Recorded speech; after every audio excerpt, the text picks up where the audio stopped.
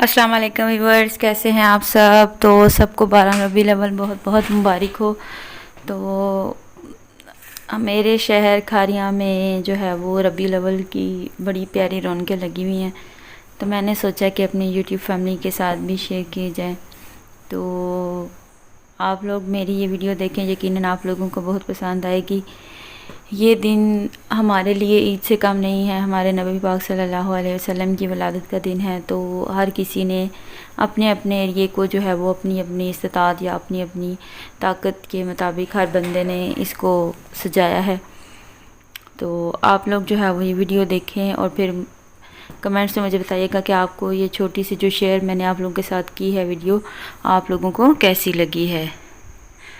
تو دیکھیں ویڈیو۔